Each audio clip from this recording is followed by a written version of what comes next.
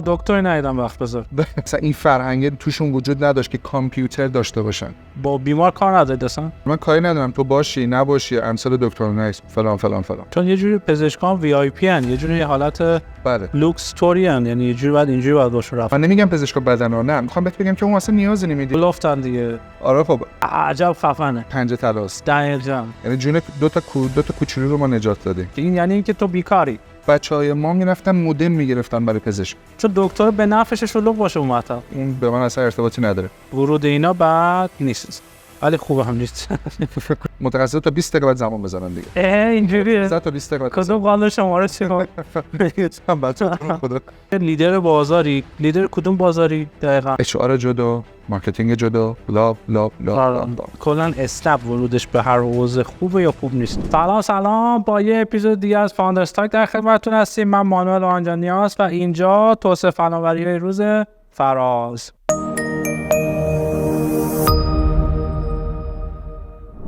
به در خدمت چه جوون رعنایی هستیم. سلام علیکم. جوون رعنا رو خوب اومدم. خب آقای آرمین نشاط.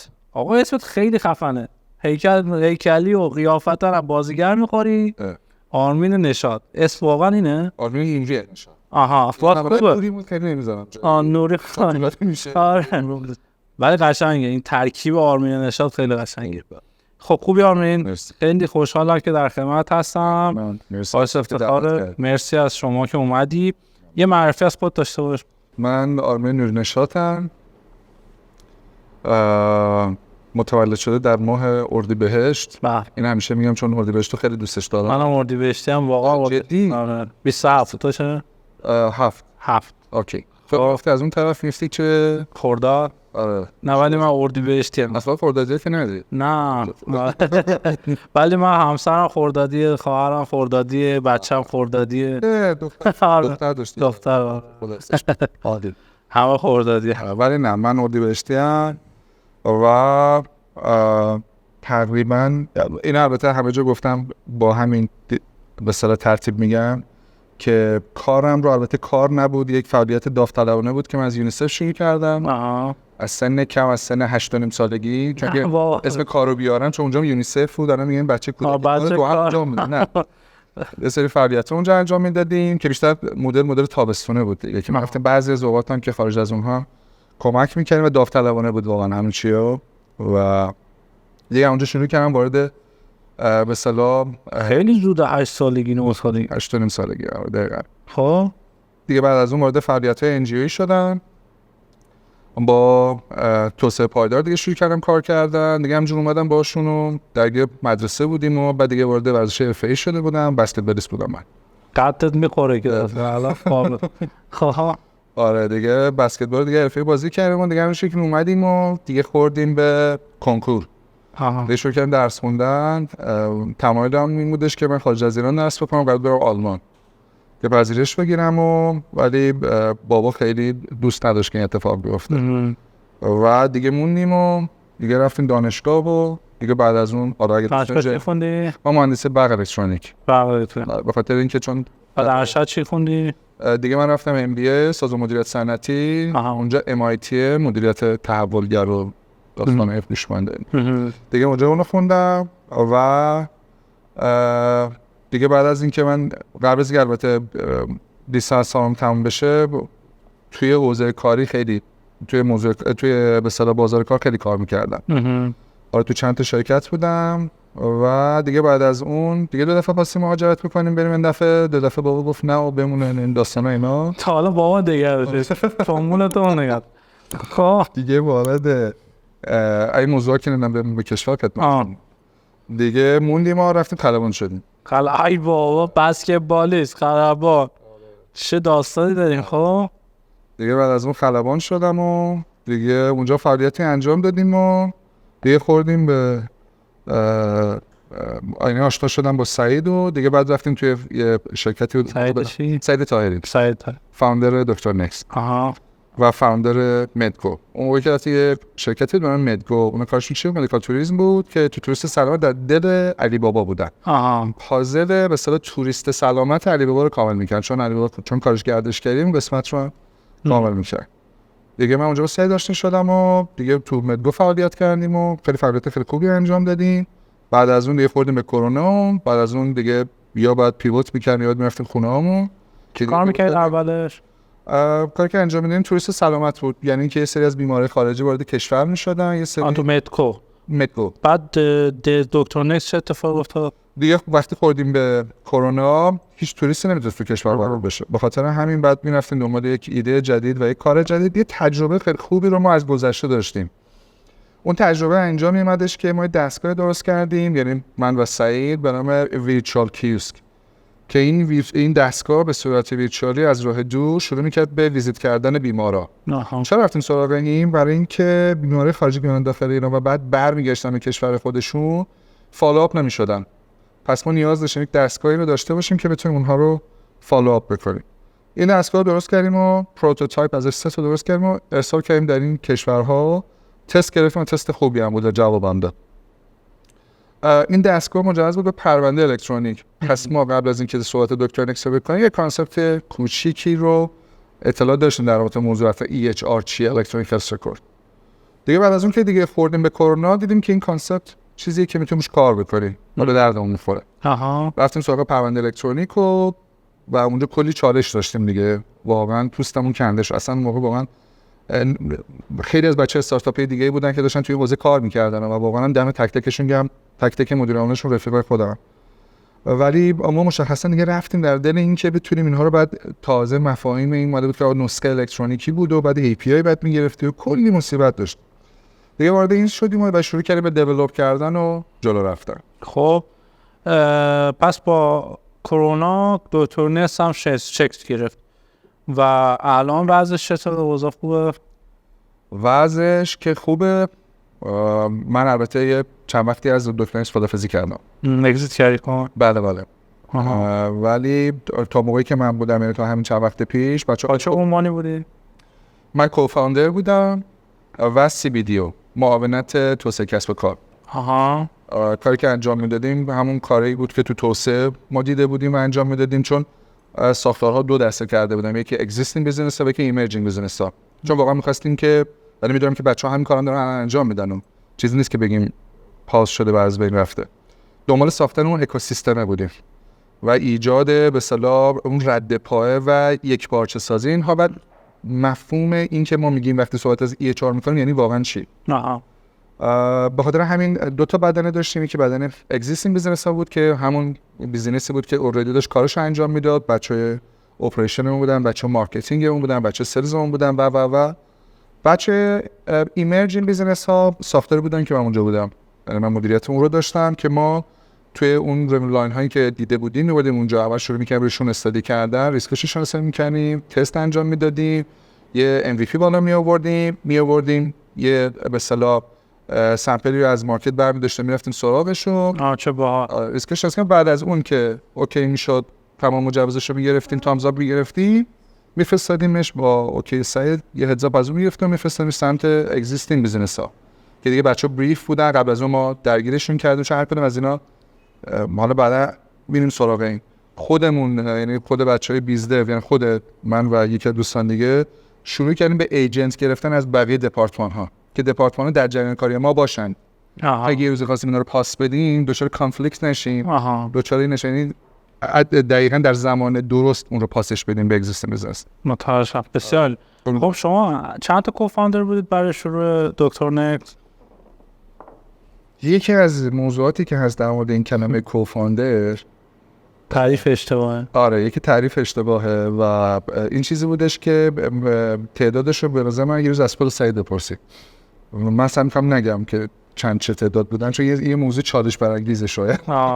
من از من نفر که من بگم، ولی تمام بچه‌هایی که بودن، تمام بچه‌هایی که بودن، اون موقع نوید والاکیا بود، بهزاد حدادی بود، علیرضا محسن زاده بود و من بودم. بعد اون موقع هم روژین بهمون اضافه شد. بچه‌ها تک تک زحمت کشیدن واقعا.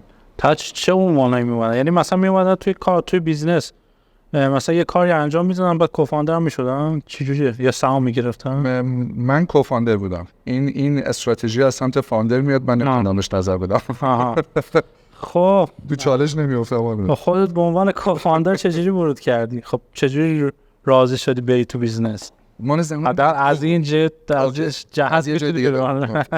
من بخاطر اینکه از زمان مدگو بودم با بچه‌ها رفتم. مدگو اما فکر مدگو آره. خب از زمان مدگو وارد شدم و بعد از اون که دیگه خوردیم به پیوت دیگه من بودم، یعنی سعید بود، من بودم، نوید بالاکیه بودم، علیرضا محسن زاده و بهزاد حدادی. این تیم بود که در مدگو وجود داشت. و بهزاد حدادی یه رفتی مدگو بس. من اول مدگو بودم. یعنی اصلا دکتر اکس وجود نداشت. و بهزاد که میومد بهمون کمک میکرد، خیلی بچه خوش فکری بود. نوید بود کور اصلیشون و علیرضا محسن زاده. موقعی که من اومدم این بچه‌ها بودن. و دیگه با هم دیگه بودیم دیگه. بعد رفتیم و دیگه شروع کردیم. بعد بهمون روژین اضافه شد. یعنی دکتر اکس تقریبا فکر کنم 1 سالی ازش گذشت. اشتباه نیاد. دیگه بعد بهمون روژین اضافه شد و دیگه بعد دیگه جلو رفت. خب الان تیم قبل اینکه خارج بشی چند نفر بودن؟ توتال کمپانی رو میگی؟ سایز کمپانی حالا نمیخوام خیلی برم توش دیپ بشم، حالا بعداً اگر سوالی داشتی روی موضوع من جوابشو میدم. ما اول نزدیک 200 نفر رفتیم. آره این واقعا آره 200 نفر و در سراسر کشور. این چیزی نبود که کور تهرانمون بشه. و این چیزی بود که ما تا 200 نفر رفتیم و بعد از اون شروع کردیم به کوچیک شدن. قبل از من بیام بیرون بچه‌هامون چیزی حدود به 105 نفر بودن. زیاد نیست. سر این خیلی کامنت ها میتونم بدم، نه با محوریت دفاع و نه با اینجا اوکی باش توش دیپ بشیم. ببین ما یه حرکت اولی رو که داشتیم این بودش که اصلا چطور اینقدر شدن یه دفعه؟ من بودم چون کوچیک گفتی تیم کوچیکی بودیم، دکتر نکس شد تیم کوچیکی بودیم. آره بعد چجوری شد اینقدر زیاد؟ داستان از این قرار بود که ما وقتی می‌خواستیم وارد این موضوع بشیم، یعنی وارد این حوزه سلامت دیجیتال بشیم که تو اون اکوسیستمی که ما برای خودمون چینده بودیم و یعنی این ایده بیشتر سمت سعید میومد، چون خود سعید هم بک‌گراند پزشکی داره، داروساز بود. داستان این بودش که پزشکا یک نفر رو خیلی خوب میدیدن و برای یک نفر فقط خیلی وقت میذاشتن و حرفش خیلی خوب میشدن. اون مدرپای دارویی بودن. من نمیخوام این جمله رو یه وقت چیز نکنم که بگم پزشکا بدن، نه، یعنی منظورم که بیمارها وقت میذارن وقت نمیذارم ولی وقت نمیذارم. من بیمار دکتری ندیدم وقت بذار. وقت میذارم اما بیشتر از 5 دقیقه، یعنی نمیذاره صحبت کنی. اوکی بس دیگه تموم شد. مثل تیتراژه دیگه بعدی تیتراژ سال میره. خب اما با مدرپ حرف میزدن چون به خاطر اینکه بهای یه مطلب یه بخشی داره به نام اقتصادش داشت از این ترتیب هم جلو میرفت. به خاطر همین لازم بود تو موقعی که می‌خواستیم پروداکت تو بندازید توی بازار و باشون، یعنی توی اون فاز اولیه که ما بتونیم فیدبک بگیریم که بتونیم پروداکت رو اونجوری که واقعا پزشک دوست داره باش کار بکنه و همینطور رقبایی داشتیم که از قبل داشتن کار می‌کردن. ما از اونها هم می‌خواستیم بدونیم که چجوری می‌خوام با این رقابت بکنیم دیگه. اونها یه چیزشون چون پزشکا اینجوریه که استیک میشن به پلتفرم و اونجا دیگه میمونه و تکون نمی‌خوره. کلا سویچینگ کاستشون آره بالا بود. به خاطر همین ما اونجا رفتیم که به این سمت که نیاز داریم که مدرپ استخدام بکنیم.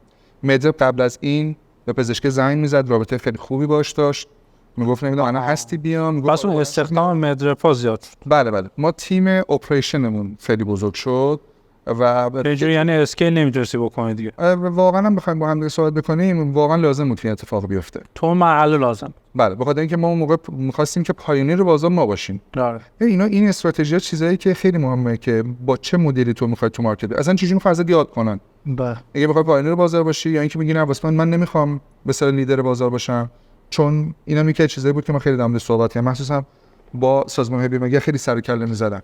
این که تو من انداختی جلو، میدونی من میخوام پایونیر باشم، خیلی از بلاها رو سر من در میاری و من مجبورم که خیلی هزینه بکنم. این رانینگ کاست بالا میره دیگه. وقتی تو هزینه‌ات بالا میره برای اینکه میخوای فرهنگی رو توی جامعه جا بندازی. به خاطر همین این باعث شد که ما یک تیم بزرگی رو درست بکنیم، حدود 80 نفره که متشکل میشه از بچه‌های دیگه. اپریشن دیگه بزرگ میشه دیگه. سلز داشتی، بچه‌های به اصطلاح کال سنترت بودن چون بعد اینا رو پشتیبانی می‌کردن، پاسخ بدن پزشکا و همینطور هم بچه‌های به اصطلاح مدرپت بودن، چون یه جوری پزشکان وی آی پی ان، یه جوری حالت بله لوکس توری ان، یعنی یه جوری بعد اینجوری باید باشه رفتار. دقیقاً. به خاطر این رفتار از کجا داره میاد؟ این رفتار از اونجایی میادش که اینا یه هیستوری همونطور که گفتم با شرکت دارویی داشتن. شرکت دارویی مثلا دعوتش میکنه به مثلا آلمان. آره. هزینه کامل سفرش رو میده، اقامتش رو میده و این هزینه هایی که ما داریم با هم صحبت میکنیم، هزینه هایی که واسه لانچ کردن یک سری اقلام داروییه که اونا در نسخه‌شون بنویسن. بله. به خاطر همین این باعث شد که یعنی اینا رو توضیح دادم بگم که علت این که این تیم ما بزرگ بودیم برای این بود. و بعد از اون دیگه شروع کردیم رفته با توجه به شرایطی که داشتیم و بعد از اینکه خب باعث شد که دیگه پروداکت جای خودش رو تقریبا از برای ورود به بازار تو مجبور بودی که یکم به قول معروف چیز بود، گو تو مارکت استراتژی بود که بیای با به کمک این از کانال مدرپا چیزا رو بیاری، پزشکا رو بیاری استیک کنی اینجا، بعد یواش یواش کمش کرد. دو تا کامنت اینجا من فقط بدم. یک، این چیزی نیست که همون بدین کارو انجام بدن. اون زمان ما برای این بود که ما این کارو انجام بدیم. چرا؟ چون مارکت سلامت مارکتی نبود. من اینو همیشه همه جا میگفتم. وقتی میگیم که سلامت دیجیتال، فکر نکنیم مثلا این چیز شبیه به نئوبانک هایی که ما داریم با هم صحبت می‌کنیم، اتفاقاتی که داره درونش میفته. نه واقعا همچین شکلی نبود. این اصلا این فرهنگ توشون وجود نداشت که کامپیوتر داشته باشن. این فرهنگ وجود نداشت حتی اسکنر داشته باشن. من نمیگم پزشکا بدن ها، نه، میخوام بهت بگم که اون اصلا نیازی نمیدید. اون کاغذی که داشت بیمارش ویزیت انجام میداد، اون به اصطلاح رسالت خودش بودش که اون بنده خدا رو درمان بکنه. بعدش انجام میداد. این فورسی بود که از سمت سازمان بیمه‌گر افتاد. و وقتی این باعث شد که این وقتی بیفته، باعث شدش که ما شروع بکنیم به هزینه کردن و با این مدل جلو بریم. بله. متوجه شدم. بسیار عالی. بعد الان چه کاری کردید برای اینکه باز تعدادتون کمتر بشه؟ یا دیگه توی فرآیندی افتادیم که میشه گفتش که دیگه یه بخشی از جاها ما دیگه لازم نداشتیم که یه سری مدرپا در یک سری از استان‌ها داشته باشیم. تو چرا استخدامشون کرد؟ این سوال بحث من اینه.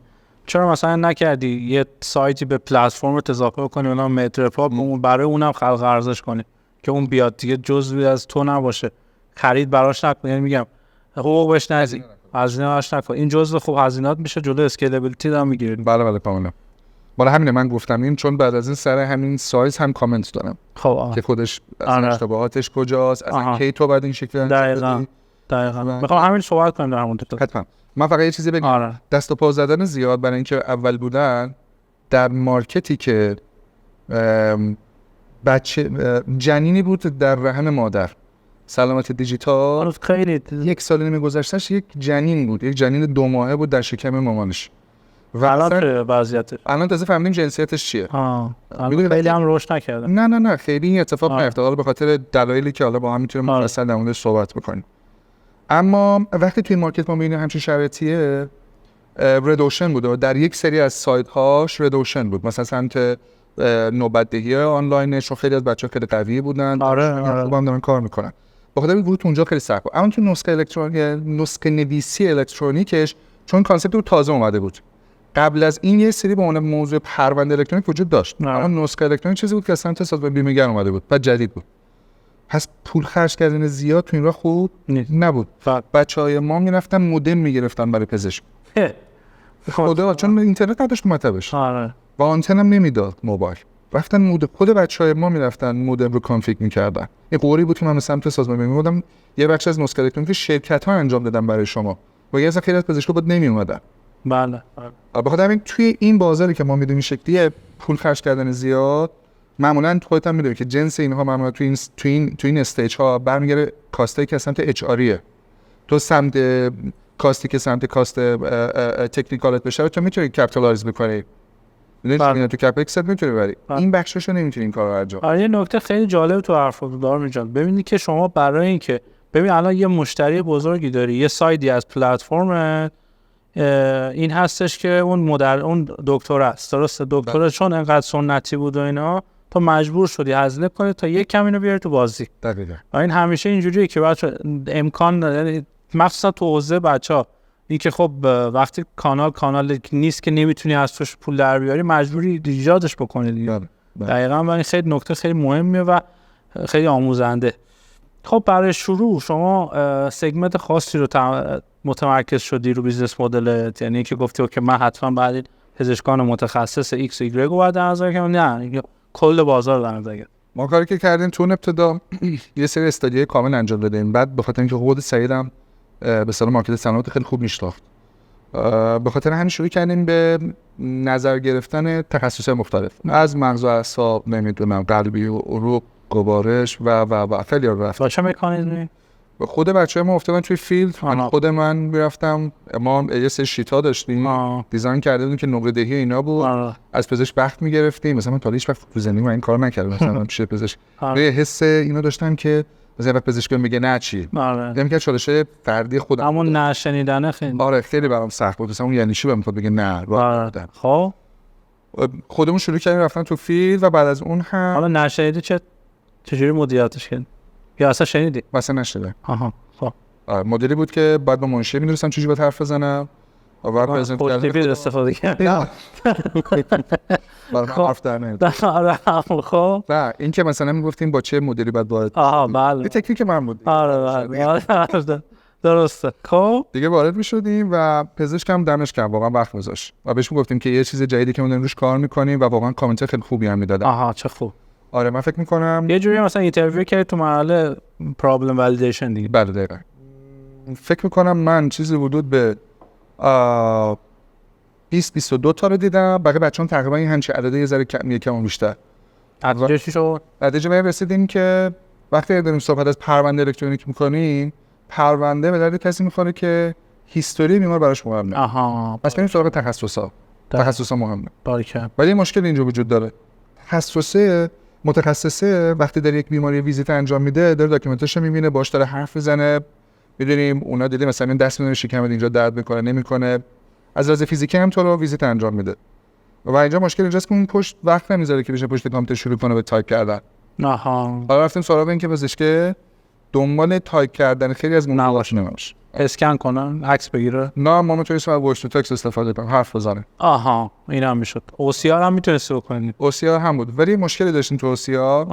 دستخط پزشکا دیدی که ماشاءالله اصلا نمیتونی. آوردیم. بگو همدم میری بیزاریشی. حالا نمیدونم. حدود 50% ما تونستیم موفق بشیم که بتونیم پیدا بکنیم که پزشک چی نوشته. و به خاطر همین توی موضوعات سلامت هم خیلی موضوع. خب الان چه تخصصی گرفتی؟ یعنی با توجه به کدوم سگمنت رو در نظر گرفتی؟ بخش عمده‌مون رفت سمت به اصطلاح تخصصایی که داشتیم، سمت قلب و عروق و مغز و اعصاب بود.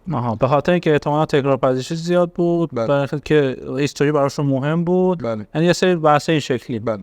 و بعد از اون یه بخش دیگه واسه ما آنلاک شد که واسه ما خیلی جذاب بود، کودکان بودن، اطفال، پزشکان اطفال. من فکر کنم مهمتر از همه. آره ما شروع کردیم به اضافه کردن، مثلا موقع چی داشتیم، نمودارهای زد اسکور و چیزای دیگه بود که شروع کردیم اون نمودارها هم به اون بخش ویتال ساین همون اضافه کردن. متأکد. خودمون هی نم این پروداکت شروع کردیم به بهبود دادن. یه نکته که فقط اینجا وجود داشت، باز من میگم چرا این همیشه میگم، به خاطر اینکه تو این قسمت رفتن تو مارکت به شدت سخت بود و پزشکان خیلی همکاری نمی‌کردن، چون مدل سابسکریپشن فی مدل بود دیگه. پزشک بعد پول میداد، این رو می‌خرید.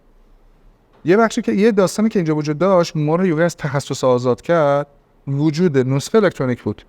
در سوار موج نسخه الکترونیک شدید. اونم مثل اینکه مثلا ما خودمون توی سمینار اگر کرونا نمیومد واقعا نمیتونستیم رشد بکنیم. چرا؟ چون وقت بازارهای مثل ما بازارهای بلوشنی ان و مخصوصا برای ما، حالا اونورم تاکسی اینترنتی هم اینجوری بود. اگه مثلا استاب نمیومد اینقدر هزینه اینا نمیکرد، نمیتونست اون بازار درستش بکنه. ما اگه کرونا نمیاد بازار آنلاین درست نمیشد. بله. و اینورم برای شما اگه نمیشد واقعا خیلی سخت بود. یعنی جای خودش مثلا یه جذب سرمایه چند میلیاردی داده. و همچین شیری هم نمیتونست از مارکت بگیری. بعدا وقتی پیش پزشک میرفتیم، تخصصش دیگه واسمون خیلی مهم بود. اما اینکه پزشک چقدر راحت میتونست از ما استفاده کنه، نسخه الکترونیک هست، سازمان هی میگه یه از اینجا از چند تا پنجره، از یه پنجره به چند جا تا چند جا سرویس میگیریم. متوجه. یه سوال، شما الان من فکر کنم اشتباه درک کردم، اینکه پلتفرمتون یه سر دکتر پلتفرمی اصلا فقط با دکترا کار دارید؟ با بیمار کار ندارید اصلا؟ ما همونطور که عرض کردم خدمتتون، ما دنبال ساختن ایجاد اون اکوسیستم بودیم. تو این اکوسیستم به قول سعید گیت کیپر این داستان پزشکه، چون اون داره می‌نویسه نسخه رو. یه بخش دیگه‌اش میفته سمت بیمار. پس یه سری بیزینس‌ها هستن که اول محور پیشنت داره اتفاق میفته، مثل گرفتن نوبت‌دهی و خیلی چیزهای دیگه. خود سمت پزشک هم که خب با هم دیگه در مورد صحبت کردیم. ما برای اینکه بتونیم پزشک بگیم اقتصاد مکتب تو رو هم تامین می‌کنیم، گفتیم یک رابطه‌ای رو هم بتونیم با پیشنت ایجاد بکنیم، چون ما تمام اطلاعات و رکوردها رو که داشتیم، یعنی می‌دونستیم که بیمار رفته این واسه چی رفته. گفتیم بتونیم اینجا هم با محوریت پرونده الکترونیک برای اینکه بتونیم ارزش رو خلق بکنیم یه سری از اطلاعاتی که مجاز بودیم. حالا بعداً سرمون در مورد اینکه مالکیت این اطلاعات برای کی هست، چه شکلیه، چقدر چیزا با هم میتونیم مفصل حرف بزنیم. گفتیم که بتونیم سری سرویس‌ها هم به سمت بیمار بدیم. من که با پزشکی دارم کار می‌کنم، من که پلتفرم داره استفاده می‌کنه، یعنی کامل با یو ایکس من کامل آشناست. اگه من بتونم نوبت انجام بدم چی؟ اگه من بتونم پیشنت ادویکیشن رو هم انجام بدم چی؟ یعنی پزشک رو بهش بگیم خیلی خب تو اگه نمی‌خوای خیلی وقت بذاری و مطمئناً وظیفه آموزش دادن یک سری از به اصطلاح دیوایس‌های پزشکی هم مربوط به داروخانه است. مسئول فنی هم خیلی اینا دیدی یه برچسب می‌زنه روزی 2 بار ناشتا. دستخط اونم خوندنش خودش مصیبت توی کاغذ انقدر می‌نویسه. تو پیشنت ادویکیشن ما خواستیم سرویس رو هم یه دونه اینترنت فقط کوچیکش بود گفتم. خیلی سرویس دیگه هم تو به پیشنت دادی. داری الان یعنی؟ بله. هم نوبت داری هم ادویکیشن رو؟ بله ساید پیشنت رو نوبت دهی میتونن انجام بدن، پیشنت ادویکیشن داریم. خیلی سرویس های دیگه بود. حالا در مورد صحبت داریم. بذار یه استراحتی بکنیم بریم و برگردیم. مرسی که تا الان پیش ما بودید. اسپانسر این اپیزود شرکت توسعه فناوری روز فراز هستش. فراز پلتفرمی رو توسعه داده برای سرویس های بانکی و غیر بانکی که ویژه اپلیکیشن ها، فینتک ها و هر نرم افزاری که بتونه API رو کال بکنه این سرویس ها رو ارائه میدن. این سرویس ها میتونه بحث احراز هویت باشه، استعلاما باشه، انواع افتتاح حساب، انتقال وجه و استعلام‌های مختلف هستش. همچنین سرویس‌هایی مثل پرداخت قبض و انواع پرداخت‌ها و اینا رو میتونید توی نرم افزار خودتون سمت خودتون پیاده سازی بکنید و اینا رو APIش رو کال بکنید. همچنین اگه محصول خوبی داشته باشید که توسط حالا خودتون توسعه داده شده باشه و بشه این رو توی پلتفرم خودشون قرار بدن، این رو قبول میکنن و آمادگی رو دارن که اون محصول شما رو هم توی بازارچه خودشون قرار بدن تا برای دیگران قابل استفاده باشه. اگر دوست داشتید این وارد سایتشون بشید اطلاعات بیشتر هست. سلام علیکم، امیدوارم که پارت اول به درتون خورده باشه. در خدمت آرمین عزیز هستیم. قبل اینکه شروع بکنیم از توسعه فناوری روز فراز خیلی تشکر میکنیم بابت اسپانسرشیپ این اپیزود. خوبی آرمین؟ خب بود قسمت اول. یکم میخوام داستان چالشیش بکنم. بحث این که بحث پرونده الکترونی که احتمالاً دکترها که ازش استفاده میکنن ولی مجبورن استفاده کنن، درسته؟ تو پرونده مجبور نیستن. تو نسخه نویسی الکترونیک مجبور هست. نسخه که بعد الکترونیک بنویسن به خاطر بحث بیمه اینا. بله. که بعد داروخانه بتونه بر اساس کد ملی اینا چک کنه. پس شما یعنی شما مثلا دکتر که میگه من اینو الان برات ثبتش میکنم، یعنی میاد تو نرم افزار مثل شما ثبتش میکنه. خودش نمیتونه جایی خود وزارت بهداشت چیزی نداده، نظام پزشکی چیز. گفتی چالش فکر کنم جای خیلی خوب. این دعوایی بود که من البته دعوا نداشتیم واقعا. این انتقادی بود که ما همیشه به سازمان‌های بیمه‌گر انتقاد می‌کردیم که توی این مارکت حدود 90%ش دست سازمان‌های بیمه‌گر بود. بیشترین عمده نسخه‌ای که داشت تو کشور جنریت می‌شد به صورت الکترونیکی دست سازمان‌های بیمه‌گر بود. سازمان بیمه‌گر میگفتن چی؟ میگفتن به اصطلاح ما چون قرارداد داریم با پزشکان و پزشکان دارن در مراکز ملکی دولتی ما اونجایی که مربوط به خود سازمان‌های تامین اجتماعی یا بیمه سلامت میشه دارن نسخه می‌نویسن، ما یه زیرساخت به اینا بدم. بله. حالا من کاری ندارم تو باشی نباشی امثال دکتر نیست فلان. بخاطر اونا داشتن کار خودشون رو انجام میدادن. باعث میشد چی؟ پزشک یک رفتاری رو یاد میگرفت. یعنی میگفتش که عادت میکرد به اون یو ایکس ای که داشت توی سازمان تامین اجتماعی میدید که پر از ایراد و مشکل با پزشکم قور میزد. واقعا گفتم این بدن و واقعا راست میگفت، به درد نمیخورد. ما رفتیم بهش میگفتیم که آقا برای چی داری این کارو انجام میدی؟ خب مگه ما نیستیم؟ حالا تنها شرکت ما نه، بقیه شرکت‌ها. شما پات از بازار بذار بیرون، بذار پزشک قدرت انتخاب داشته باشه با هر کدوم که دوست داشت و بهتر بود و بهتر داشت به سرویس میداد، برو از اون مزر استفاده بکن. ما هم که به تو داریم API دادیم و داریم نسخه به سمت تو پاس میدیم. و متاسفانه خیلی زیر بار نمیرفتن. البته من یادمه که اون موقع کمیسیون سلامت مجلس هم خیلی فشار آورد بهشون که سازمان بیمه‌گر پاشون رو از این بازی، یعنی خودشون کم رنگ بکنن ببرن بیرون برای اینکه بتونن شرکت خصوصی بهتر چی بهش میگن بهترین سرویسی رو که میتونه یک پزشک بگیره رو بهش بدن. ولی خب تا اونجا که من میدونم خیلی این داستان موفق نبود. نه. آخری خب جلو نرفت. و این یکی از چالش‌های بود که ما سمت نسخه داشتیم. و بخاطر این پزشک از اینجا شروع کرد به جا رفتن. یه سوال، ببین الان پزشک واقعا حاضر بابت این نسخه که میتونه رایگان میتونه بگیره؟ مدل ما فریمیوم بود. فریمیوم. پس داشتیم یه بخشی از سرویس هامون به صورت رایگان در اختیارش قرار میدادیم. خب مخصوصا که نسخه بود یعنی دیگه نیست؟ چرا هست؟ تو نیستی میگی بود. آره من اولش کردم گفتم که من اومدم بیرون بخاطر همین. ولی الان هم هست دیگه. الان هم هست. مدلش فریمیوم هست و میتونه یه سری به اصطلاح سرویس هایی رو که در حد ابتدایی خودش هست، مثل گرفتن دیدن پرونده الکترونیک، نوشتن نسخه الکترونیک و اینها در اختیارش هست. اما سرویس های دیگه میشه اون سمتی که تو میتونی وایس تو تکست استفاده بکنی، میتونی از AI استفاده بکنی و اونم پریمیوم دیگه میره سمت پریمیوم. بعد واقعا استفاده میکنم. خیلی جالب بود برای ما. من واقعا اینو بگم، این برای اولین بار من حرف بزنم. من واقعا فکر می‌کردم این سرویسی که هیچ وقت به درد نمی‌خوره و احساس می‌کنم واقعا پولمون رو دور ریختیم. واقعا اینو بهت بگم. منم به حساب تا اینکه یکی از مسئولین دین سلامت که دوستای من بود، یه ویدیویی بر من فرستاد که یکی از مدرپای ما بودن، ببخشید. یکی از مدرپا ما، یکی از شهرستان‌ها برای ما یه ویدیو فرستاد از یکی از پزشکانمون. با اجازه پزشک بود، فقط اینو بگم. انقدر که این داستان دوربین تو اینا هم هست. گفتم که وقت داستان درست نکنم. با اجازه پزشک ویدیو گرفت که یه پزشکی هم بود، حدود 70 خورده سالش بود. و من اصلا باورت نمیشه اون داشت از وایس تو تکست استفاده می‌کرد. ماشاءالله. به نظرم بهتر هم از براش. آره خیلی خوب بود. گفت 100 تا بورس فلان دونه داشت میگفت. و اصلا ما واقعا سورپرایز شدیم. یعنی گفتیم واقعا پزشکی با این سندر استفاده میکنه. حالا تو اون سرویسی که ما داشتیم از سمت متابیسی که داشتیم، ما تو متابیسمون کامل می‌بینیم که چه فیچرهای چند بار در استفاده. شما از متابیس استفاده می‌کنید؟ بله. بسیار ما از متابیس. ارزم حضورشون خیلی خوبه. دوستانی که نمی‌شناسن حتما برن متابیس رو سرچ بکنن، برای کار با دیتا خیلی به درد می‌خوره. ارزم حضور شما رو بحث دو تا بحث دیگه می‌خوام باهات بکنم. یکی که نوبت‌دهی آنلاین. درسته؟ نوبت‌دهی آنلاین شما چقدر روش حساب کردی؟ یعنی اگه بیزینست 100% چند درصد رو این درآمدش حساب کردی؟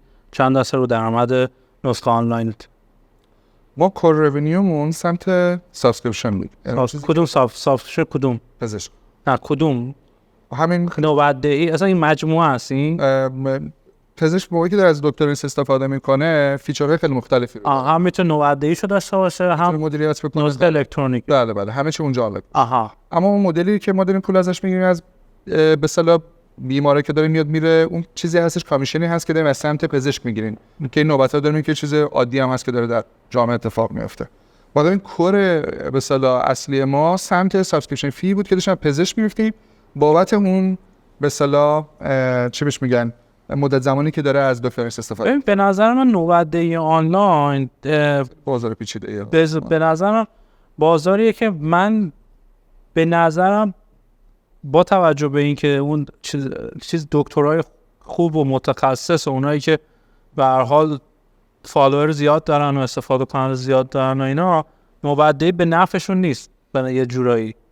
یعنی اون که شلوغ باشه مرتبشون، یا صبح بری اس بنویسی یه چیزایی ده اس بنویسی بهتره که تا بیاد نوبت‌دهی کنی که من خیالم راحت بشه ساعت 17 برم، که این یعنی اینکه تو بیکاری. درسته؟ اینو چجوری جواب؟ یعنی من وقتی که تو گفتی مثلا من کور بیزینسم روی نسخه الکترونیکی، من خوشحال‌تر شدم نسبت به اینکه بگی نوبت‌دهی ام. خب البته نسخه با پرونده با پرونده کامل هیستوری بیمار رو بتونن ببینن و این دیگه کامل دیگه. خیلی اگه بشه واقعا استفاده بکنن، واقعا من نیدم زون کنم، فکر کنم یه نشونه دیگه است. هر چی زون کنم پشت باشه انگار بیمار بیشتر داره. یه پرانتز اینجا باز بکنم. البته با دکتر مشکل نداره، یعنی ولی دارم واقعیت میگم، چون هیچ چیزی نفی نیستم. والا آرمین هم فکر کنم دیگه زینا، من که زینا فکر خب دیگه خدا جن راحت میتونی زمان صحبت کن. یه نکته فقط اینجا وجود داشت، اون این بودش که ما یه سری تداخلات دارویی رو میگفتیم. یه خانم باردار بوده میره پیش پزشکی، قرار بوده قرص واسش تجویز بکنه و از لحاظ فیزیک خانم نشون نمیداد که بارداره. اگر اون قرص رو مصرف میکرد، اون کوچولو ما فیل میکرد. آره. و موقعی که میاد نسخه رو که بیاد به صورت الکترونیک بزنه، چون تو هیستوری وجود داشت، بهش هشدار میده که خانم بارداره. خوب. یعنی جون دو تا کوچولو رو ما نجات دادیم. دو قلو بودن؟ دو تا مادر مادر. دو تا فیدبکی بود که بهمون رسیده بود، یعنی مستقیم خود ساقی هم هنوز حالا ان شاءالله که واقعا کمک کرده باشه. اینجوری بشه. ولی این که من گفتم واقعا نسخه، یعنی فکر کنم بیزینسایی که مبتنی بر چیزا هم مبتنی بر نوبتگیری یا نوبتدهی آنلاینن زیاد شاید موفق نشدن. نمیدونم شاید شدن. دو تا موضوع اینجا حالا حتما یکی از فاوندراشون رو میاریم و تو فصله بعد حتما صحبت میکنیم، ولی الان به نظر چون دکتر به نفعش شلوغ باشه اون مطلب. آره بیاین عقل آدمو به چشم، ولی ما مشکل داریم باش، ولی به عنوان بیمار. ولی بیاین اینجوری با هم ببینیم. مثلا میگیم که ان شاءالله که همیشه تن سلامت بشه. مثلا مانور برای ساعت 4 وقت داره. آرمین مثلا مدت زمانی که باید واسه تو وقت بذاره از لحاظ قانون علاوه قانون بهش داره بهش میگه که مثلا تا متوسط تا 20 دقیقه بعد زمان بزنن دیگه. اینجوریه تا 20 دقیقه. کدوم قانون شماره چیکار؟ بچه‌ها خدا 20 دقیقه من آقا بگیم 15 دقیقه. تو این 15 دقیقه من بعدش من میخوام بیام. به منم میگه که تو برای 4 و 15 دقیقه اینجا باش. به قول تو موقعی که من بیام چون همه سر تایم میام سر تایم میرن، تو فقط قبلیه رو میبینی، یعنی من موقعی که میام تو رو میبینم که تو داری میری و من دارم وارد میشم و بعدیه منم همینطوره، من دارم میرم بیرون و اون بعدیه داره وارد میشه و ما مطلب شلوغ نمیبینیم. برای حل کردن این مشکل یه چیزی وجود داشت، اینکه ما موقعی که میخوایم نوبت‌دهی انجام بدیم این شکلی به صورت زمانبندی ندیم. این کانسپت خودمو دارم بهتون میگم، اصلا ربطش به دکتر نیست. یه لازمه نیست به دقیقه ساعتی بده. شما ساعت 4 اونجا باش. ببرم ساعت 4 اونجا باش. 10 نفر تو 4 ست میکنه. به بقیه میگه 10 نفر دیگه تو ساعت 5 10 نفر دیگه. مثلا تو 5 دقیقه حساب کنیش 60 تقسیم بر 5 میشه 12 درسته؟ تو مثلا 12 تا تو 1 ساعت بدی باز اونجا شلوغ میشه دیگه. بخوام همین رو بگم. ولی در نوبت هم به صورت آنلاین در انجام. و یه موضوعی که بود به صورت آفلاین، یعنی به صورت حضوری من و تو میرفتیم پزشک گفتیم سلام علیکم نوبت میخوام، یه تلفن میزدیم یا مثلا یکی از آشناها بود این کارو انجام میداد. یه بخشی از ظرفیت مطب به صورت آفلاین پر شده بود. یه بخشی از آنلاین رو خالی میذاشتن. که الان تقریبا میشه گفت سهم خوبی رو در از سطح آنلاین میگیره، ولی به صورت کلی بخوام مارکت رو ببینیم اصلا هیچه واقعا این چیزی که ما داریم آره میفهم. فکر نمی‌کنم بیشتر 1-2% خیلی چیزا، چون هم آخه شما نوبت‌دهی آنلاین را بیفته کلی اتفاقات بد میفته، منشی بیکار میشه، اون آدمه دیگه شلوغ نیست مطلب درس پزشکی بابت بیماری که داره واسش میبری. آره هست اونجوری که الان اوردی خب خودش به قول معروف به صورت ارگانیک برات داریم میگیم سلام علیکم وقت بفرم. این پیش‌فرض من بیمار اینه که اونی که وقت داره یعنی بیکاره. یعنی من بیمار من نوعی من اینجوری نیستم، ولی فرهنگ این شده دیگه. آره متاسفانه اینجوریه دیگه. یعنی اگه بگی مثلا شل صبح برو تست بده که مثلا بعد از ظهر بری، این یعنی عجب خفنه. پنجه تلاس. دقیقاً. یعنی من اصلا اینقدر بعدم میاد از این اتفاق، متاسفانه مجبور میشی یه جایی اون دکتر حتما باید بری. صبح می اصلا این مسخره هم هست. اصلا با کرونا این خیلی این موضوع این با یک کوچولو رفت و عادتی که در ما ایجاد شده بوده یک کوچولو تغییر داد. ولی بازم متاسفانه خوشبختانه نمیتونیم. بازم همونه. ولی بازم همونه. دقیقاً ما همون رو داریم. دقیقاً این فیدبک تو مرضی که هستن همچنان هم مونده. خب تو یه از دکتر نکس صحبت میکنی، میگی که لیدر بازاری. لیدر کدوم بازاری دقیقاً؟ مشخصا میگم سلامت دیجیتال، اما اسنپ دکتر چی میگه بس؟ اما ببین اما قبل از که بریم به این چون اینجا یه کات خورد میدونه سوال بچه داشت جوابش درست یه بود بذار دیگه از چیز. آره خب اما نه واقعا میخوام بگم تو نسخه الکترونیک و پرونده الکترونیک، چون واقعا ما شیر خیلی خوبی داریم از این بازار و بعد از اون کم کم اومدیم رفتیم به اسنپ دکتر. کلا اسنپ دکتر ورودش کلا اسنپ ورودش به هر حوزه خوبه یا خوب نیست؟ من نمیدونم واقعا، اگه بگم اصلا نظر شخصی خودم رو دارم. بگو شخصی تو. منم اظهار نظرم میکنم. بعضی از بیزینس ها مدلشونه که یک یوزر پول درست میکنن و شروع میکنن استفاده کردن از اون یوزر پوله. دو بیزینس مدل هایی رو میسازن که از این فرصت و این ظرفیتی که یه نوع اسست دیگه بخوام بگم واقعا یوزر پولی اسستیه. بله. از اون داره استفاده میکنن. بعد همه چی یک بیزینسه. بله دقیقاً. بعضی از بیزینس ها من چیزی که برای خودم تصویر کردم ورتیکالی حرکت میکنن، بعضی نه به صورت هورزونتالی حرکت میکنن. ما کارمون که ورتیکالی بریم پایین، شروع کنیم به ساختن اکوسیستم، نمیدونم بریم هوش مصنوعی درست کنیم، بریم این کار انجام بدیم، اونو بدیم، چالش‌های مختلف نمیدونم پول خرج کردم. بعضی نه دوستان در هوریزونتال حرکت بکنم. من از احساس شخصی خود من این بود که به صورت سطحی شروع به حرکت کردم. این حرفی که من میزنم به معنای این نیستش که بچه اسنپ دکتر دارن کار غلطی انجام میدن، درست، اون به من اصلا ارتباطی نداره. و واقعا بچه‌ها هستن که خیلی خوب دارن کار میکنن. یعنی مسعود تاجفر خانم دکتر اونجاست، گلرخ اونجاست و خیلی خوب. اتفاقا چند روز پیش هم تو کمیسیون داشتیم هم دیگه حرف می‌زدیم. بچه‌ها خیلی خفن دارن جلو میرن. اما احساس من این بود که به این سطح برم. در به صورت تخصصی کار نکنم. الان میتونیم تنها کسی که در این مارکت تخصص دلیوری دارو رو داره اسنپه. چالشش رو میدونه، چجوری باید دلیور بکنه. مشکل رگولاتوری نداشت؟ فکر می‌کنم دارن بچه‌ها. ولی خب به هر حال چه بخوام چه نخوام باید به این خب کلوفتن دیگه. آره خب اکسپریانسشون هم خب واقعا خوب بوده. یعنی میخوام بگم الان من چقدر تلاش میکنم اینو یکم از اون بچه مثبت بودن خارج هم نمیشه. این الان میچسبه و چیز. آخه نه واقعا بچه‌ها رو میشناسم. میدونم. بعد گلرخ هم می‌خواستیم صحبت کنیم این اپیزودا نشد متاسفانه. ان شاءالله فصل دوم میاریم در موردش صحبت. خیلی بچه‌های گونی هم خیلی خوب دارن کار میکنن. یعنی میخوام بگم واقعا چالش این که تو یه اوردر میدونی وقتی میگی رگولاتور، من میدونم که آخه مثلا مثل که تو یه سایتی بری بالا یکی بره اونجا یه کامنت بدی بنویسه، خودت میدونی من چه کامنتی میگم، کامنت سیاسی، کامنت فلان اجتماعی، هر چیزی، و اینجوری که طرح میرن میچسبن. برای چه همچین فضایی گذاشتی که این اومده آزاد بذاره این سمت اسنپ دکتر هم همینو فکر میکنم واسه بچه‌ها. یعنی تو فکر می‌کنی یکی بره یه اوردری بذاره رو داروخانه، تو پلتفرمی دیگه، اینجا دیمند رو داری، اونجا ساپلای رو داری میگی من دارم تصمیم می‌کنم. تو نمی‌تونی دونه دونه اوردر رو چک بکنه که یکی داروی بخواد غیر مجاز باشه، حالا به یه صورت کد شده هم یه چیزی رو بنویسه بره به اون سمت میره یقه بچه‌ها. می‌خوام بگم که اکسپریانس این که تو چجوری این موضوعات رو بتونی هندل بکنی، چه چیزی باشه، چه شکلی بفرستی، خودم خیلی سرویس کردم. از خلاص جمع‌بندی داستانه اینقدر جمع‌بندی خوب اومده یا نه؟ اومده یا نه؟ خوب اومده یا نه؟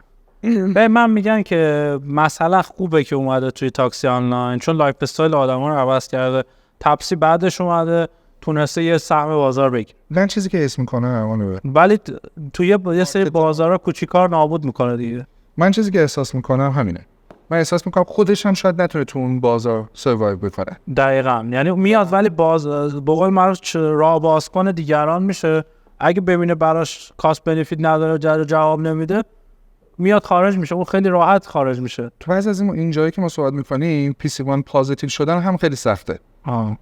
میدونی من فکر میکنم ما اگه به این سمت بخوام بچه‌ها برم، باز میگم من چیز شخصی خودم رو دارم میگم، فکر میکنم که اسنپ دکتر و بقیه ونچرهای دیگه‌ای که این شکلی دارن کار میکنن شاید جمع بشن و برن در دل یک ونچر بزرگی که به عنوان رشد باشه، گروسری باشه که داره شروع بکنه، برن ریتیل، یک ونچری باشه کلا برن ریتیل سلامت، هر چیزی. مثلا داری سوپرمارکت خرید میکنی، ریتیل نیست، همون این صنعت، همینا جمع بشن برن توی یه جا. بخاطر این چیزی که صحبت میکنیم احساس میکنم از لحاظ استراکچری کاستش خیلی زیاده، اچ آر جدا، مارکتینگ جدا، بلا بلا بلا. من فکر میکنم نمیدونم، شاید من اطلاع دقیق از بچه‌ها ندارم، شاید مارجین اینقدر واقعا میدونم کمه.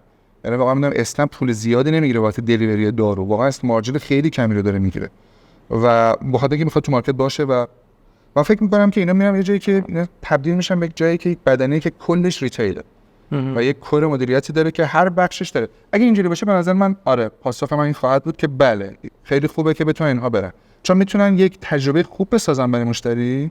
فرهنگ این که تو چجوری میتونی یک ریکوست رو بذاری، چون اونا دنبال بیست پرکتیسن دیگه. دقیقاً.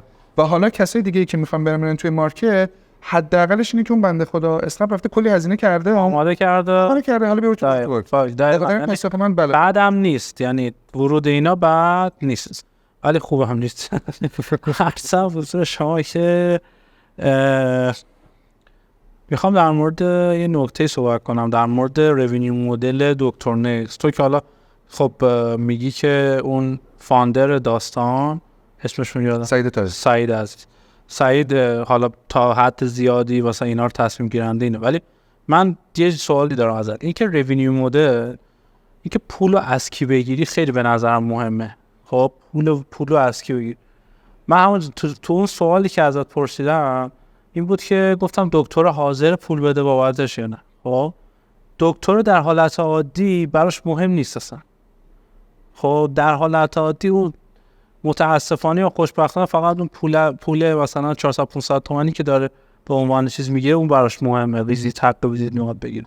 هر چقدر این پیورتر آشه سود این عدد بیشتر به دردش میخوره. آیا واقعا براش مهمه که نوبت آنلاین داشته باشه؟ به نظر من نه. آیا مهمه براش هیستوری داشته باشه؟ به نظر من آره، ولی اینقدر نیست که بابتش هزینه بکنه. اون فقط پول رو میخواد. باز دارم اینجوری انا از دید اون دارم نگاه میکنم و نمیگم واقعا اینجوریه. بیویو دارم. ولی کی براش مهمه این اتفاق بیفته؟ بیمار. درسته؟ بیمار با خیال راحت نوبت بگیره بره اوکی. بخواد مثلا چی میگن هیستوریش مشخص باشه که فردا نابود نشه، فردا مشکلی بابت این چون همیشه ما مشکلی که داشتیم که یا چک نمیکنه اون هیستوری رو دکتر، یا اگر چک بکنه باز دوباره تکرار بکنی، یعنی هی باید تکرار کنی دوباره باز راست میگی جو نوشتی که اینجوری بوده. اصلا خیلی نگاه نمیکنه به اون پرونده. شاید بهتر نبودین که مثلا پولو یکم از این و یه با یه مکانیزمی مثلا پولو از بیمار میگرفتی. به خدا من راضیم پول بزنم، یعنی حتی اینجوری نفوذ به دکتران بیشتر میشد، یعنی دکتر راحت فری استفاده کنه 100% استفاده میکنه. آره خب واقعا فری استفاده میکنه از همه سرویس داره بیشتر عمده. بچه شرکت دیگه هم تقریبا داره. خب آخه نوبتدهی بعد پول ولی نوبتدهی نه. خب من یه چیزی بگم، این مارکت انقدر واقعا بکر بود، خیلی تجربه زیادی آدم توش واقعا به شخص خودم میگم کسب کردم. تو کاستمری که در موردش داری صحبت میکنی باید طبقه بندیش کنی، ببین کدوم دسته قرار میگیره. ما الان اگه با هم داریم صحبت میکنیم، هر بچه‌ای که اینجا هستن، ما تو طبقه هستیم که میدونیم تلگرام چیه، در مورد iOS اطلاع داریم، در مورد اندروید اطلاع داریم، میدونیم که نمیدونم با چه تریکی میتونیم چیکار انجام بدیم. ما آدمایی هستیم که به اصطلاح میدونیم که به صورت الکترونیکی چه رفتارهایی میتونه اتفاق بیفته. بخاطر همین میگیم که آقا من الی ادپتورم، من حاضرم تو هر چی لانچ کردیم درجه پولش بهت میدم. اما این داره چه بخشی از مارکت ما رو میسازه؟ مارکت بودن 85 میلیون آدمی که توش تقریبا 80 خورده آدم توش وجود دارن. این 80 میلیون آدم این رفتار رو نخواهند داشت و به تبع این ریسک تو رو زیاد میکنه که تو اگه بخوای رو همچین مارکتی حساب باز بکنی که اگه بخوای همچین کاری میتونی، همچین مدلی میتونی راه بندازی. به خاطر همین ما میگیم که تا یه جایی یه بخشی از سرویس ها حق طبیعی بیماره. خیلی حالا من یک کوچیک گفتم، یه برگردیم به سمت پزشک. به وقتی پزشک میگی، یعنی میگی که منفعت این رو میخواد از سمت بیمار بگیره. بین این سازمان بیمار و پزشک یه کسی بزرگتر از اینجا نشسته، اون رگولاتوره. یعنی این داستان هم توی کمیته سلامت اتاق بازرگانی هم که اونجا هستن داریم. یه چیزی وجود داره اسم اینا رگولاتور نیستن، اینا اگریگیتورها هستن. یعنی سازمان بیمه‌گرد در واقع اگریگیتور این بازی ما هستن. رگولاتور میشه وزارت بهداشت و بالاتر. بله. بخاطر من وقتی کلان میای نگاه می‌کنی کی بهره میبره از پرونده الکترونیک؟ بیمار فلان. در واقع بیمه‌ها هستن که دارن بهره میبرن. بهره بدی نیست. بهره به اینه که ما بدونیم حداقل چه دارویی کجا داره مصرفش، چه مقدار، حداقل داشته کمبود دارویی بیماره نشه. یعنی یه سری سرویس حداقلی رو بتونیم واسه بیمار فراهم بکنی. حالا نمیخواد خیلی واقعا به صورت مثلا چیز خاص نگاه بکنیم. بتونن آقا برن سیاست گذاریشون کمک بکنن که کجاها کمبود داریم، کجا چه پزشکایی رو باید بفرستیم، کجا با چه تخصصی لازم داره. حداقل بتونن از این سرویس ها بتونن سازمان بیمه‌گرد در واسه سیاست گذاری کردنشون استفاده بکنن. حداقل من دارم چیز حداقل میگم که ان شاءالله این اتفاق هم بیفته. و بعد از اون تازه بتونیم بیمار رو درگیریم بکنیم که حالا اداره تمام شه، حالا بریم سراغ سگمنت بعد. حالا بگیم خیلی خوب من میخوام از تو پول بگیرم، تو آدمی هستی که سخت پول میدی و بخوای این کارو انجام بده. پزشکا بله واقعا میگه من به نیازی ندارم نسخه بخوام پول بدم، همینا سازمان بیمه‌گرد رایگان داره بهم میده. نمیگه چالشاسا من نمیخوام بگم که سازمان بیمه‌گرد باید از پزشکا پول بگیرن، ولی حداقل یک جریان تشویقی رو بعد واسه ما استارتاپ‌ها بزنن دقیقاً که بگم خیلی خوب تو بابت هر نسخه که داری الکترونیکی میکنی اینقدر پول بهت میدن. خب که بخیرم بگیریم بود. بسیار عالی. خب نمیشه اصلا واسه شما که شما الان گفتی که یک بازار خیلی کوچیک از کل بازار سنتی رو گرفتید، کل بازیگران اصلی. شاید اسنپ دکتر یکم بیاد اینو زیادترش بکنه که یکم بازی به بقیه هم برسه، ولی چون ما به هر حال برای اینکه این بازی رو بزرگتر بکنیم نیاز به پول داریم. آیا سرمایه‌گذار در این حوزه میاد یا نمیاد؟ سوال یک. چجوری تامین سرمایه کردید برای دکتر نکست؟ 2 و شماره 3 اگر همین الان بیان بگن که آقا من میخوام تو رو مرج بکنم با مثلا XY یا مثلا تو میخوام اکویز بکنم، آیا شما چه رفتاری خواهید داشت؟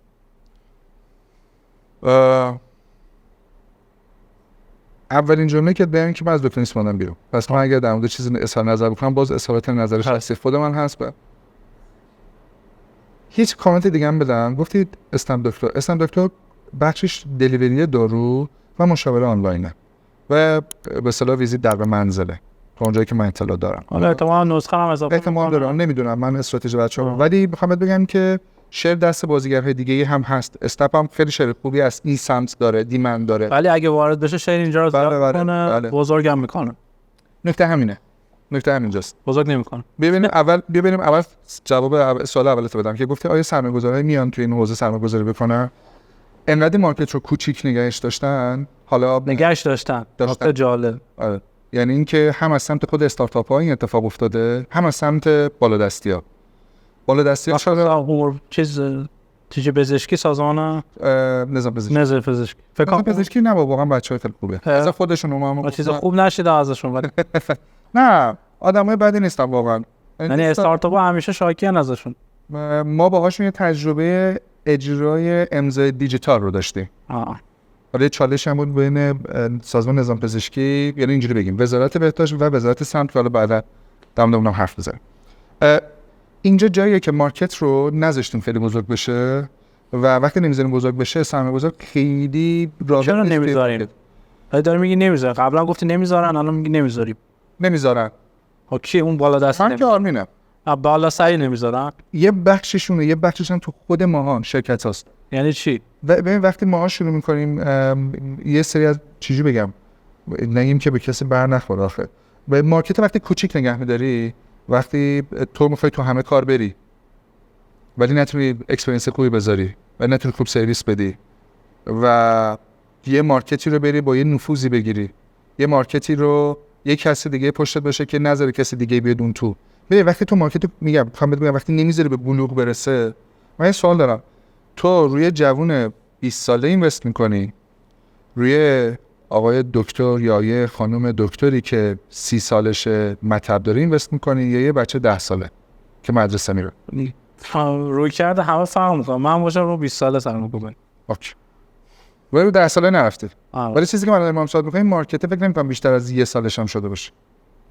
وقتی تو مارکت رو نمیذاری جذاب بشه، از اون طرف بالا دستی نمیذاری تو بری جلو، موضوع دیتا میذاره، سختش میکنه. یه جایی هم اونا نمیگم که غلط میگن یا درست میگن، من نمیتونم اصلا نظر بدم، ولی یه جایی هم میگه آقا دیتا فلان شبه، خیلی خوب تو بیا داکیومنتش من بده، بگو من چه جوری برم، تو اول شفاف کن برای من تو کجا باید برم متاش. وقتی اینو کوچیک نگهش میداری، مثلا اینوستور خیلی جذاب نمیتونه واسش بشه بیاد تو این بازی. و اینوستورها مدل اینن که دو تا میشه و 4 تا.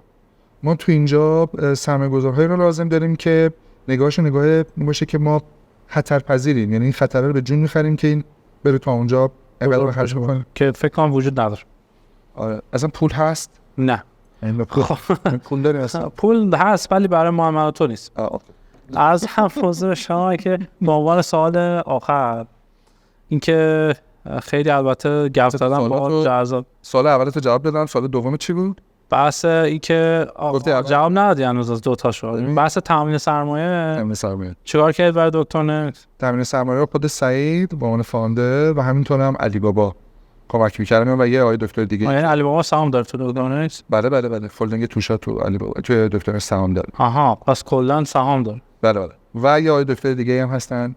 انجل. ایشون هم بله که اینجا نوع سرمایه‌گذاری کرد. بله 2 تا راند گرفتید یعنی 3 تا راند. بله. یه دونه از علی بابا گرفتید. همواره اینها دارن پول تزریق میکنن. در راندهای سرمایه‌گذاری که ما داریم تقریبا دارن پولشون رو تزریق میکنن به صورت مرتب.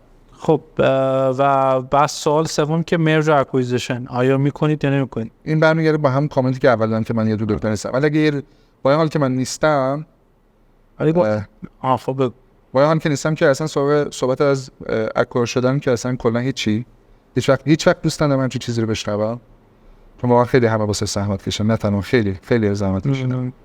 ولی در بعدم مرج هاسپیتال استام گرفتیم. آخه کلمه اکوار شدن خود میدونی چه کلمه‌ایه. برای کلمه مرج اگه بخوایم با هم صحبت بکنیم، اگه مرج به نظرم بر اساس بازار اینا به نظرم برای شما جذاب. یه بخشی از یه بخش 4 تا بازیگر با هم بشید یه دونه. من اینو خیلی خوب میدونم که نمیکنن معمولا. هیچ وقت همچین کاری نمیکنن. خیلی سخته. خب چرا خارج شدی آقا جان؟ چه وضعه؟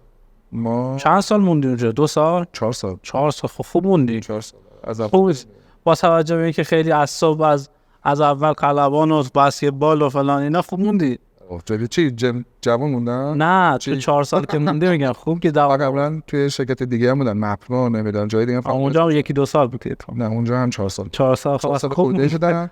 یه دونه دیگه هم توی هلدینگ دیگه بودم که اونجا نزدیک به 7 سال بودم. خب خیلی خوب بودی بابا. آره البته 8 سالگی شروع کردی، راست میگی، منطقیه. نه من اونجا آقا اینجوری که گفتی 8 سال اونجا، 4 سال اونجا، 12 4 سال 16 سال کار داری میکنی، یعنی ماشاءالله 33 سالم دیگه. ماشاءالله. من از سن 16 سالگی سر ساختمون کار کردم. من از 18 بعد 15 سالگی شروع کردم. ولی 18 آره دیگه راست میگه 15 سر ساختمون کار کردم. 18 سال. از اون دروغ نمیگم، واقعا کار. منم آره کار کردم. ما اول بعد از اون اولین بار رفتم خیلی جالب. بذارید که گفت خیلی من به ما گفتن آقا بیا برو سرپرست کارگر باش. گفتم باشه بریم. دانشجو من اون موقع ترم 1 دانشگاه بود. بعد نمیدونم شخصا میشه رفتیم اونجا وایساد دیدی از یه جایی واسه 4 تا کارگر شد، یه کارگر تهش من شدم اون تیرام ببر بالا بیایم. یعنی این از این اتفاقات هم میفته. خب پس اینم از این. حالا گفت چرا خارج شدی 4 سال بعد 4 سال؟ به نظر شخصی خودم این بودش که دیگه مسیرم از دکترانیت جدا شده. چرا؟ احساس میکردم اون کارهایی که بعد واسه دکترانیت انجام بدم رو انجام دادم. دیگه کار جدید نمیتونی بکنی. چرا میتونستم انجام بدم، اما بعد ظرفیت هم در سازمان باشد که بتونی یه سری کارها انجام بدم. و بعد از اون هم خیلی برام جذاب بود که سیلزونمو ترک کنم. خیلی این چالش برام خیلی زیاد بود که ترک کردن سیلزون خیلی. آخه یه کاری کردی به حال یه چیزی رو شروع کردی، جزو اولین فاوندرها بودی و به حال شروع کردی و استارت 4 سال زحمت کشیدی. جدا کردن، جدا شدن از این سخت نبود خیلی. آره خب خیلی. چجوری باش کنار اومدی؟ چیزی رو تجربه نکرده بودم. چجوری باش کنار اومدی؟ خیلی سخت. یعنی من تقریبا تا ماه پیش با من درگیر بودم. تا ماه وابسته بود بیزنس بهت؟ من تمام تلاشمو کردم که این وابستگی رو کم بکنم. بله بود، این اتفاق بود، وابسته بود. چون معمولا به فاوندرها وصله دیگه. بله. اما برای اینکه این ریسک رو شناسایی کرده بودم که این اتفاق میتونه بیفته، مثلا وظیفه من بود که به عنوان مدیر ارشد، به عنوان معاون که این کارو انجام بدم. نباید هیچ دیپندنسی به من وجود داشته باشه و وابستگی. و اینو سعی می‌کردم که تمام وظایفم دلیگیت بکنم به مدیرا. خب الان واقعا انجام دادی؟ بله واقعا سعی کردم. حالا اونم از سایت به یکی انجام دادم ندادم، ولی علاوه شخصی الان فکر کنم اینجوری که من برداشت کردم سعید مونده و آوازش درسته؟ سعید نه سعید خودش یه تنه خیلی رو حریفه و پس خودش مونده و آوازش رو یه نه موقعی که من اومدم بیرون افراد خیلی شایسته و خیلی خوبی هم. نه کوفاندر کی مونده؟ هیچ کی خودشه. خب پس همین. سعید فکر کنم یکیتون بیرون کرده نه؟ جا بیرون کرده یکی شما رو؟ نه با رفتار خوبی داشته شما؟ من با دل خوب خواهش من آنستم در رابطه با من. البته سعید ما نمیشناسیم، از همینجا سلام میکنم. نه در رابطه با من موضوعی که وجود داشت بودش که واقعا به سعید گفتم سعید من میخوام برم. البته خیلی ناراحت شد که تو رفیق غلط کردی. تو غلط کردی. خب نه ولی واقعا من توی بازی یکی از کوفاندر گفت میخوام بگم غلط کردی بریم باشیم بابا دست خودت. سعید ناراحت شد گفت دیگه رفیقم چه نارفیقی کردی و نمیدونم داستانا و واسش توضیح دادم که داستان چیه. الان کجایی؟ و الان اینجا خدمت شما. خب چی کار می‌کنی؟ ما یه ماه هنوز اومدی بیرون؟ نه 3 ماه و نیز 4 ماه. داری استراحت می‌کنی؟ نه 1 ماه و نیم که 1 ماه که واقعا این وقتی شما تصادف که می‌کنی یه ضربه بهت وارد میشه یه شوکیه. واقعا 1 ماه و نیم 2 ماه تو کش من این شوک در بیام.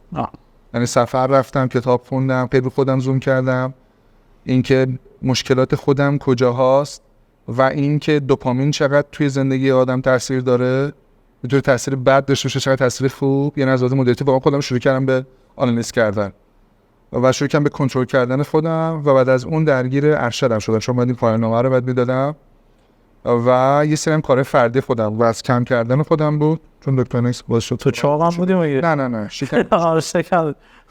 آره بیشتر روی توسعه فردی خودم تمرکز کردم، چون احساس کردم که این واقعا دلیل خارج شدن چی بود؟ از این چیزا نگو برام.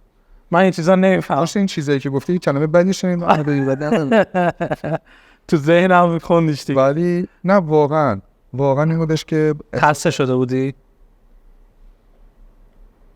من هیچ وقت کار خسته نمیشم. خب پس چی شده بود؟ سعید اذیتت کرده بود. احساس کردم که شاید ما نتونیم با هم دیگه بیشتر جلو بریم. پس به عنوان یک کوفاندر نباید دیگه حرفی که کشیدی. خب پس تو کوفاندرها نه میخواستم به این برسم که آقا کوفاندرها تا ابدالدر نباید کنار هم دیگه بمانند.